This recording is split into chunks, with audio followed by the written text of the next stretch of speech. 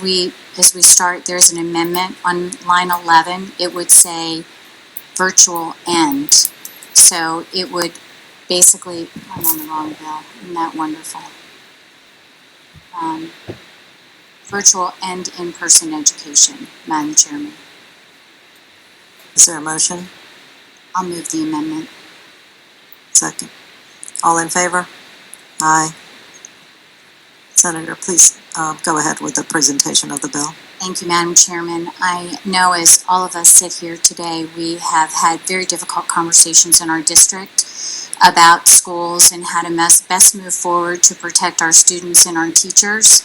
And I believe that the evidence substantially weights our decision in favor of making sure children that need it have in-person school opportunity. And I'd like to talk for a couple minutes, Madam Chairman, about that. The World Health Organization shows us and has stated that school absence affects equity, education, child health, and development. We all know, I won't go into a lot of the details and talking points, but they say harms are greater for children of migrants, refugees, minorities, children living with disabilities, and children in institutions or in countries affected by conflict. We know that in Virginia, we've seen this jeopardy verified. Number one, we have reports and evidence of significantly increased depression, suicidal ideation. In fact, we have reports from the Centers for Disease Control indicating that 1 in 4 young adults have seriously considered suicide in the past 30 days, with Black and Latino respondents twice as likely than any other group to report the same. We have evidence from our own Child Savers nonprofit group in Richmond that their wait list for services for trauma-informed therapy for low-income children is backed up by hundreds.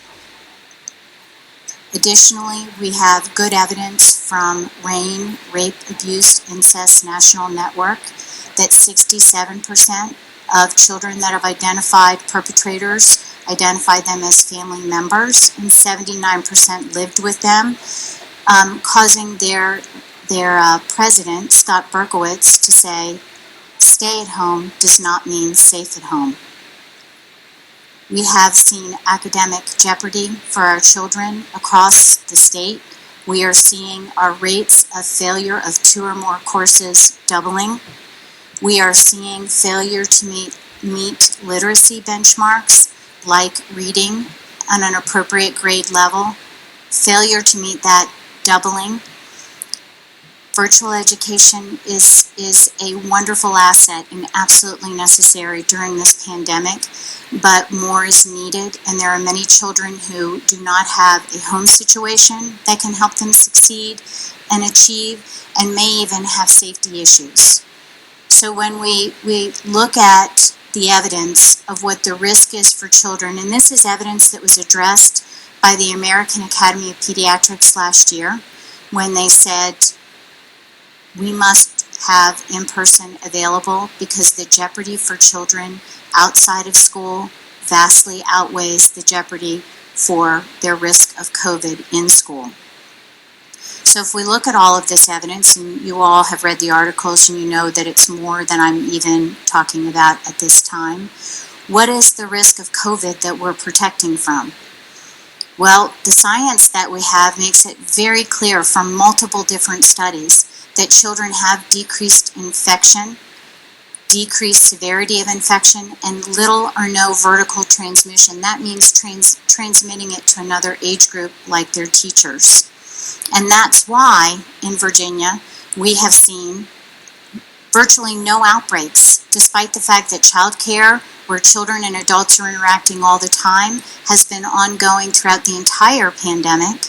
And schools have been open not only in some districts in public school systems, but also in the private school systems without transmission, without outbreaks, and without jeopardy to the teachers, the parents, the children.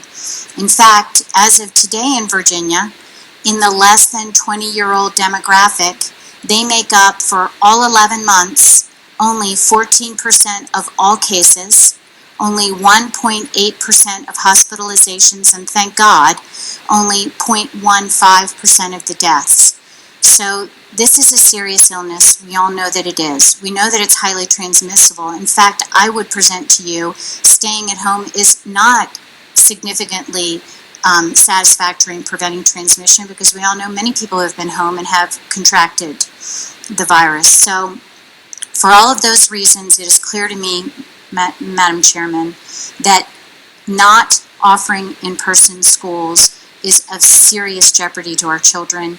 And as the state, as requested by the governor in March, closed the schools, I believe the school districts need some direction to help them get to the point where they will say they will open and they will find a safe way to do it. Those conversations have to happen, and they can happen in a collaborative way so that teachers are comfortable with the efforts that are made, but they must happen. So with that, Madam Chairman, I do have moms from, I know they've been trying to get on with your other bills, from all over the state. I hope you will let them each speak. They have been cautioned to not speak long, and it will probably be a little bit more than 3 minutes, but not much. But this is their one chance to have an opportunity to speak here, and I hope that we'll afford them that opportunity, Madam Chair. Thank you, Senator. Why don't we hear from the public who wishes to speak in favor of the bill? This is SB 1303. If you will raise your hand, we will admit you to the room. And the first person I see is Kimberly Edwards. Ms. Edwards, if you would like to speak. Hello. Thank you for the opportunity to speak, Madam Chair and Senators. Our children have not been inside school for 307 days. I need your support for SB 1303 to return our children to school. Our school board and superintendent keep delaying the return to school, favoring teachers' association demands over the needs of our children. Now, the teachers' associations are demanding all staff and students to be vaccinated before they return to school. I believe that the teachers should be able to be vaccinated, but there's no way that we're going to be able to get our children vaccinated. It's not approved. There is no vaccination approved for children. How long are we going to let Virginia's children fall behind? We are in a pandemic. It will last for years, but our kids cannot be forgotten. Young children and children with IEPs, such as my 2 boys, they're in special education, do not learn effectively in virtual learning. I see my son all the time putting his head down and not even paying attention to class. The CDC and the American Academy of Pediatrics both endorse in-person learning. Studies cited on the AAP website show no increased risk of community transmission when schools are open. Please help our children. Vote for their future. Force public schools to reopen 5 days a week in person for those who choose. I'm asking you today for my sons, Declan and Dagan, please support SB 1303. They are counting on you. Thank you. Thank you, Ms. Edwards. And just as a reminder, I know we have a lot of concerned voices on this particular issue, but we do have many, many people who wish to speak. If you could keep your comments very brief, that would be most helpful for us to hear everybody. Ms. Sears, Joanne Sears. Can you hear me? We can hear you. Thank you so much. My name is Joanne Sears, and I'm representing the thousands of parents in open FCPS in Fairfax County, Virginia. We need your help, Richmond. Our school board is completely incompetent and broken. Our children have not been in school in 307 days. I am a Girl Scout troop leader. Half of my girls go to private school, half of my girls go to public school, and the girls in public school are breaking. They have dark circles under their eyes, they're depressed, and they need your help. This is a huge emergency, and I would ask you all please to never take another dime from any teachers union until this problem is fixed. They're holding all of our children hostage. It's not a pandemic issue, ma'am. It is a staffing issue, and our children are being strangled by teachers unions. Thank you, Ms. Sears. I implore you, please help us. Thank you. Thank you. Ms. Walters, Mary Walters. Hello, thank you very much. I am the single mother of an amazing 12-year-old exceptional needs daughter. She is in the 6th grade at one of the local middle schools in Chesterfield County. I work full-time and I do not have the resources to place my child in an academic learning pod or pay for her to go to private school. Not to mention that most of those options do not permit exceptional education students, especially with behavioral concerns. Public school is my only option. My daughter has had an IEP since she was 5 years old. She was in a contained classroom in elementary until she was successfully mainstreamed for 5th grade. We thought this was a major accomplishment.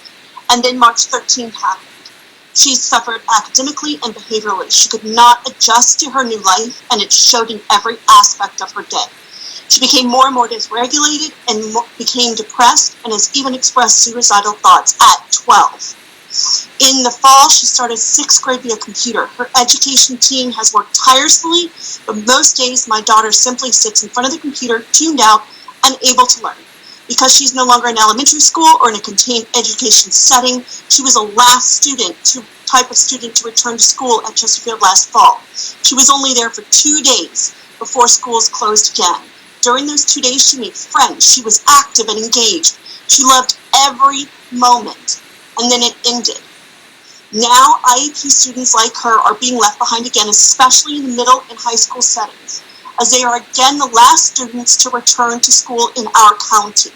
We need to get them back now. Thank you. Thank you, Ms. Walters. And again, if we could keep the comments brief, we have at least 10 more folks who are waiting to speak. Colleen Clementson. Good afternoon. My name is Colleen Clementson. Can you hear me? We can hear you. I'm a former Virginia Beach Public Schools teacher and a mother of 2 children in special education. In our back to school group, we have heard endless stories of students and teachers from all socioeconomic backgrounds, race, and nationalities having difficulties with school. Our particular school district's mission statement is broken into several parts which all begin with our students, but the focus is no longer on our students. The opposing viewpoint suggests that those that are struggling that we get our children help, that this is only for a little bit of time, that we all have to sacrifice. The cost of services and availability of services put many at a disadvantage. For example, families of students who receive services like OT, PT, speech, and ABA therapy in the school setting are not able to receive those services privately because most insurances will not allow families to double dip. If services are written in an IEP, then it is the expectation of schools to provide this service, and for some it has been a nightmare. Many students are needing to seek help for mental health issues, but help is not available in person or virtually because providers no longer have openings. Stories of lower income students having to sit outside their homes on mornings when temps were in the 30s and 40s because their internet service was shut off due to lack of payment. They sat outside with their Chromebooks hoping to use the service from nearby community centers. Our districts are failing us. Supporters of 100% virtual learning say these are unprecedented times, and I say to them, we need to come up with unprecedented solutions for our students' issues and stop the whole children are resilient excuse or they are not behind. Because the fact is, yes, they are and will be behind. They are behind academically, socially, mentally, and emotionally as their peers who have been in school and in the public sector since the beginning of the year. Schools like in Texas, Florida, and Indiana, who have been open this whole time. Thank you, Ms. Clementson. Thank you. Let's hear from Jackie. Good afternoon. I'm speaking today in support of 1303 that requires local school divisions to offer in-person learning. I am the daughter of a former teacher, and I'm a single mother of 2 elementary children in Henrico County. I would first like to say that our individual schools administration and my children's teacher this year have been doing amazing things given what we've all been facing. I know that they are working hard to try to engage our children. However, it is time for parents to have the option to send their child to school in person. Regardless of a parent's reason for wanting their children to return, parents know best for what their child needs. For all the children who are doing fine or great with virtual learning, this isn't about them. They have been given the option to always remain virtual. This is about equity. This is about the kid who virtual learning is not working for. This is about families that are currently drowning. This is about mental health. By keeping these kids out of school, you are creating a far more serious community health crisis. As Senator Chap Peterson said yesterday, the school system is about the best interest of the children, And at the end of the day, that is its purpose, and it's time for us to act. Thank you. Thank you. Sandra Davis? Yes, hello. Thank you for letting me speak. I'm from Fairfax County. And our school board remains paralyzed and at the behest of the local teachers union, which keeps moving the goalpost for opening, hybrid at least. Now that the teachers' vaccinations are coming about, they're starting to say that, well, we can't open because the kids aren't vaccinated. Or we can't open until there's a 14-day zero community spread, things that are totally unrealistic. And we need to adapt better to our situation and not keep delaying. Not all of Fairfax County is wealthy or can afford at-home parent, homeschooling, tutors, private schools. Some parents here have actually moved half their family to states that are open. I think about 10,000 kids have disenrolled and counting. But not everybody's wealthy and can afford to do those things. There's worse things than a COVID infection for a child after a year at home and isolated. Reports of abuse have gone down, which is not a good thing. I think most of our parents here have remained silent because they think that the board is operating in good faith. But basically they have no spine and they're left to flounder under their union handlers. They could use some help in making the right decisions, and that's why I support this bill. Thank you, Ms. Davis. We're going to hear from Lisa, and again, I'm going to ask you to speak very, very briefly. Just summarize why you're in support of this bill. I'm in support of this bill because our school board is completely incompetent. And if the decision to reopen schools is left with our school board, they will be closed forever. Every meeting, the goalpost moves. They cannot agree on a path forward with reasonable decision, strategic making capabilities. We are stranded here and we need your help. The school board refuses to answer our questions. Why are counties all over the country having 5 days of education and we have 4 days of virtual? I have an 8-year-old son who won't get out of bed in the morning to go to school, who used to run to the school bus last year. This is not public education. This has become an elitist economy in Fairfax County, and we need help. The school board is incapable of supporting us. Please help and pass 1303. Thank you. Thank you. We'll hear from Yale Levin. Hi. Hello, go ahead, please. Can you hear me? Hi. Thank you for the opportunity to speak. I'm in Henrico County and I'm in support of Senate Bill 1303. I will cut my speech short because of the points that everyone has already made that are the same points. But I would like to say that this isn't about my kids because I can provide them what they need. This is about kids in abusive homes for whom school is the only safe place. This is about kids living with food insecurity. This is about kids who are thinking of committing suicide and those we've already lost to suicide. We're coming up on a full year of learning loss. And at the end, I would like to end with quoting the most recent guidance by a multidisciplinary group of experts at Harvard University, Brown University, Boston University, Tufts University, and U America. Although community spread metrics serve as important pieces of information, it is recommended that schools focus on rates of in-school transmission and metrics for the quality of infection control. All the data points to transmission not stemming from the schools. Thank you. Thank you. I don't see any other hands raised. I'm Janet Oaks. My hand was up. We're asking you to raise your hand electronically on the raise hand feature, but please go ahead, Ms. Oaks. Please go ahead, Ms. Oaks. I'm sorry, you're on mute. All right, am I unmuted? Yes, you are. Okay. I live in Loudoun County. I have 2 daughters enrolled in 8th and 10th grade in the schools. I'm in support of Bill 1303. Our school board began phasing some students in disabilities in K through 5 in October through December, but then they chose to use the CDC indicators for their school decision making, but only using the 2 core indicators, which the CDC flat out says not to use as regulatory measures. As a result, the Despite our mitigation strategies having basically no transmission in 2 months, all of our students were pulled back to distance learning. At our school board meeting on Tuesday, instead of adopting the mitigation strategies consideration, they said that our schools would be out for at least 6 to 8 more weeks, if not longer, because 40 school nurses would be too busy giving vaccinations to teachers. There are no students in person. There is no plan to return them. There are, however, daycares and internet cafes inside the school buildings using county employees and supervisors. I would like the state to step in. Otherwise, I'm concerned that our students will not be in person either later this year or next year. Some families have pulled their students to go to private school. Some have moved out of state to educate their children.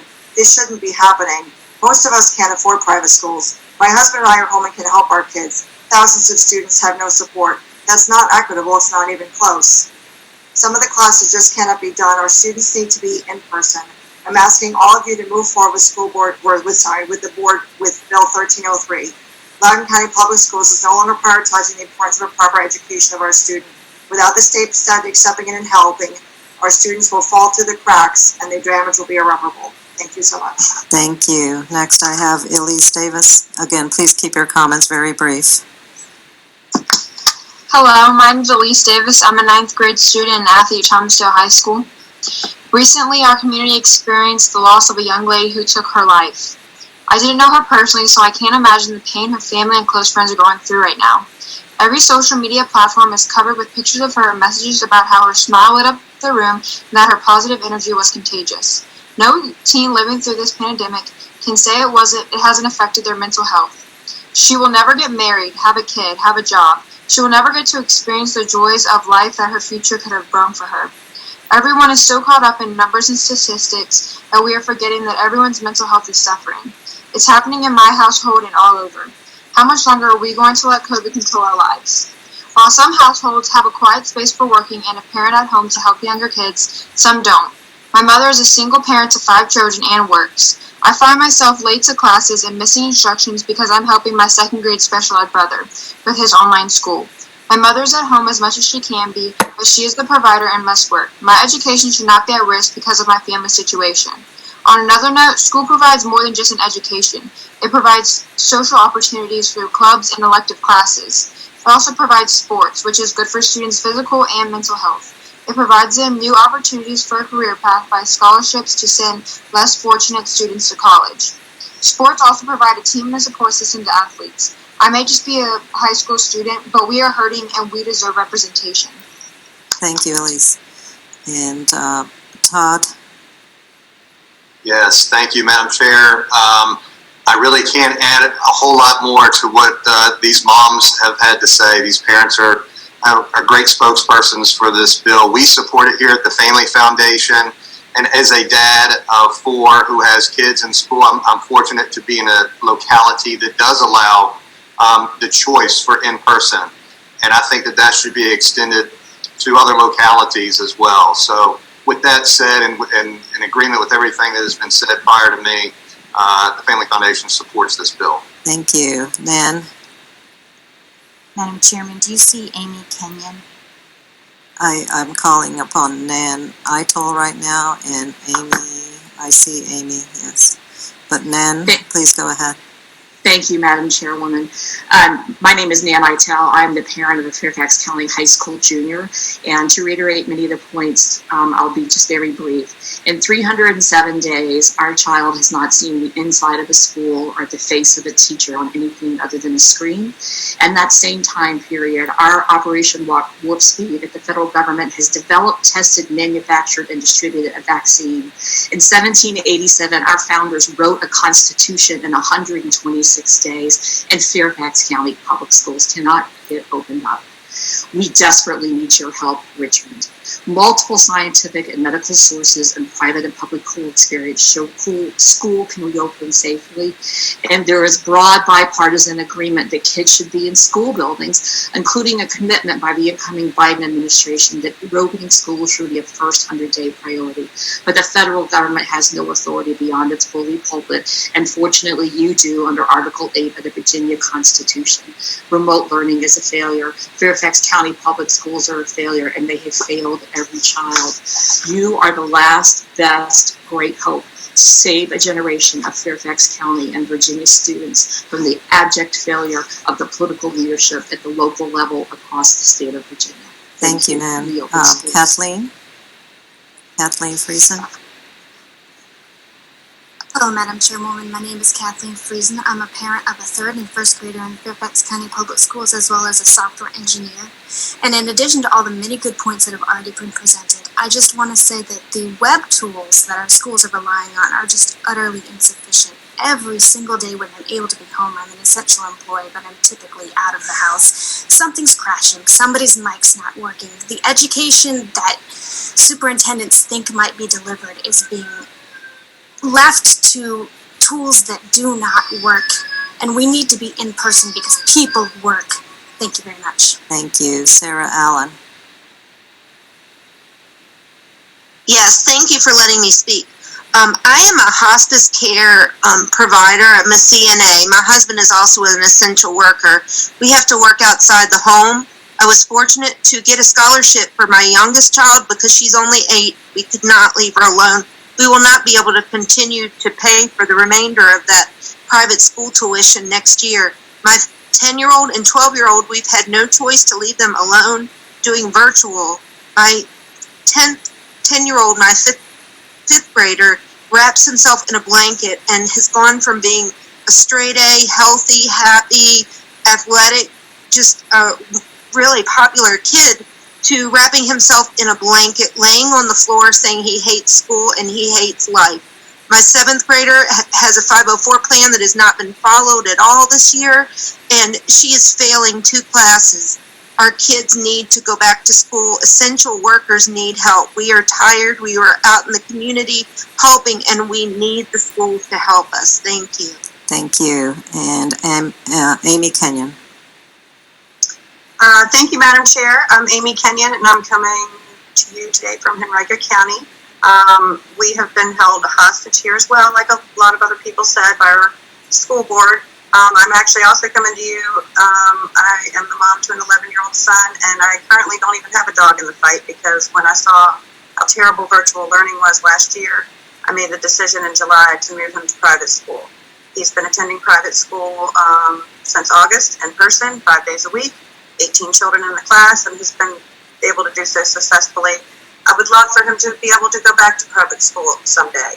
So I just hope that y'all can please do the right thing because the school boards cannot, and everybody come together and get these kids back into school and just help us parents do that.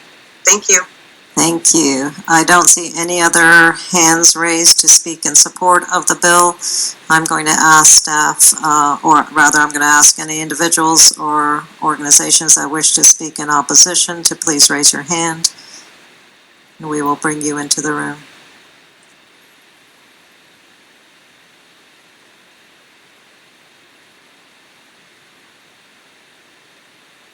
Is there anyone that wishes to speak in opposition to the bill? Madam Chairman, while we're waiting, may I please thank you for letting everybody speak? I really appreciate it. Absolutely. Thank you. Staff, I'll just ask, is there anyone waiting to speak in opposition to the bill?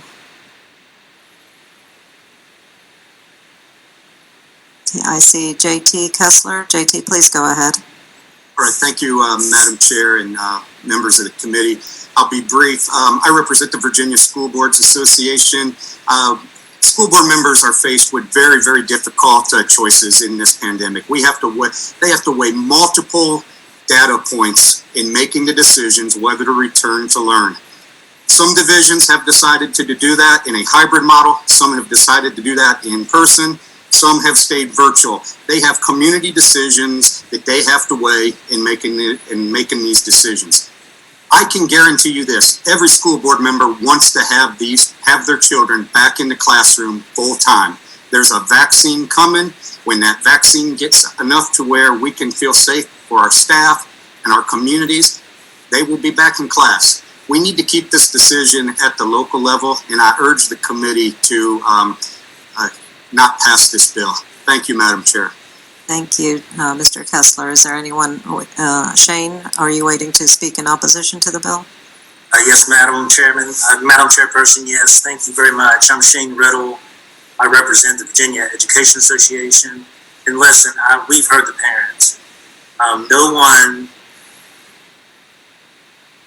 wants Virginia students to be taught inside the schools more than Virginia educators. Those who work with children daily, such as teachers, bus drivers, and child care workers, guess what? They're now being prioritized to be vaccinated. And that's very good. And we're up in phase 1B, which is very good. And so we know that virtual learning is not a true substitute for in-person instruction that we've embraced for generations. But as our nation surges past 360,000 deaths from this pandemic, it's the safest and wisest course to take right now. It's in everyone's interest to get back to teaching and learning within our school buildings, but that must be done with health and safety as our #1 priority.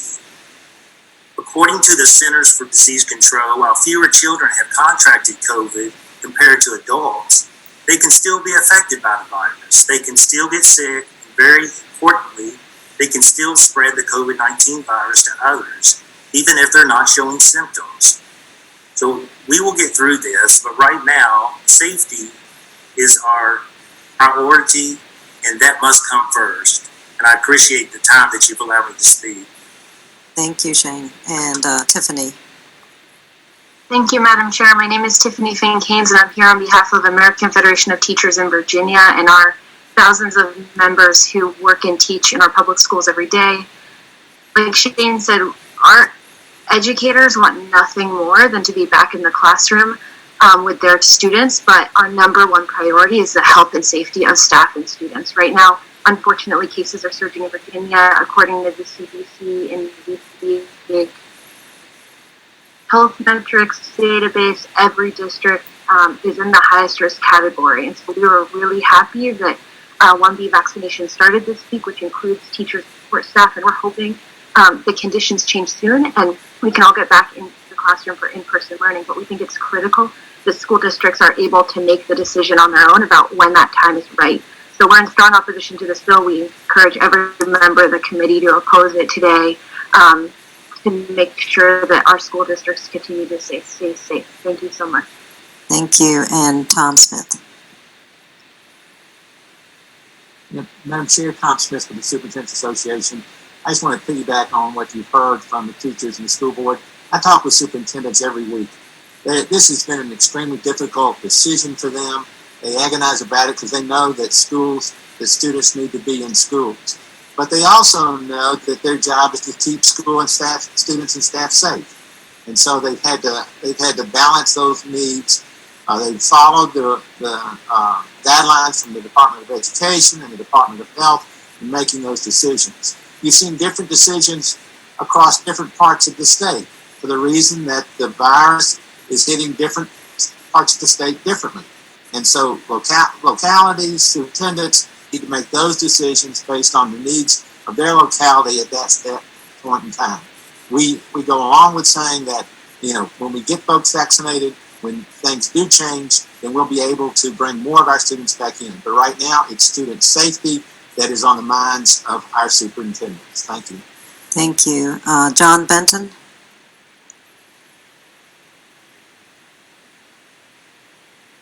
And Emily Belle-Isle, do you wish to speak in opposition to this bill?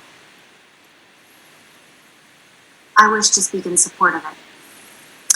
We have closed public comment for speaking in support, but I imagine that your comments probably reiterate the messages that we heard from other parents earlier. Is that correct, or do you have any additional comments? I reiterate. Thank you. And John Benton, does John wish to speak in opposition to the bill?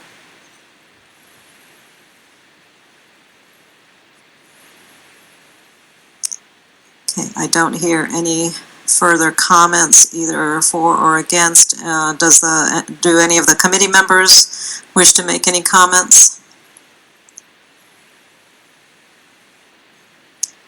Is there a motion on the floor? Madam Chair.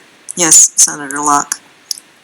Madam Chair, I think that our school divisions have been working very diligently in this virtual learning environment, and certainly no one wanted to go into that kind of environment. And it certainly is best for students to be in classrooms, and we should be proud of the work that our students and staff have been doing in virtual learning.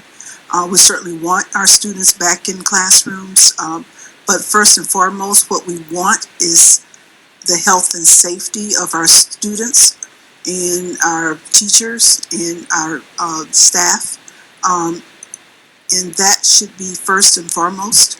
And we certainly should be encouraged by the impending availability of the vaccine for all teachers and staff and administrators. And we should be looking to whatever other mitigation strategies are coming forward. But this is a decision that should be left to local decision makers as they consider whatever respective data, mitigation, vaccination rates should guide their decisions. So for that reason, I will not be supporting this bill. Thank you, Senator Locke. Senator Donovan? Thank you, Madam Chairman. If nobody else wants to comment, did you want to comment? That'd be great. Give me just a minute. I'd love to respond and just close this out. I love hearing that we need to make this decision based on safety and welfare, as spoken by VEA when they spoke earlier, because it is unequivocal that the safety and welfare of our children is put in jeopardy by not having any in-person education. It is absolutely unequivocal. You just heard a report from the major universities of the country, Harvard and many others, that it is not appropriate to be basing decisions on community spread, but to be looking at schools individually, because the transmission rate, the risk of COVID, is not a safety risk to children in comparison to the risk of what they're dealing with outside of school. Yes, there is a risk of COVID. It is profoundly decreased for children and for the people around them. The risk of what our children are living with every day is staggering, and you saw the mothers who are speaking in advocacy for their children today, many of them with IEPs, many of them with other challenges in their lives that need the support and safety net of school. I strongly encourage you to support this bill when we move forward. And I believe the governor just made an announcement that he's in support of moving towards a position where schools should be open as well. So I think we're actually all on the same page, and I hope you'll move this bill forward. Thank you, Senator. Senator Peake, did you wish to speak? No, I would just move to report. Second. And Senator Peake, how do you vote? Yes. Senator Donovan? Yes. Senator Locke? No. And I am a no. So we have 2 and 2. Yes, ma'am. Thank you.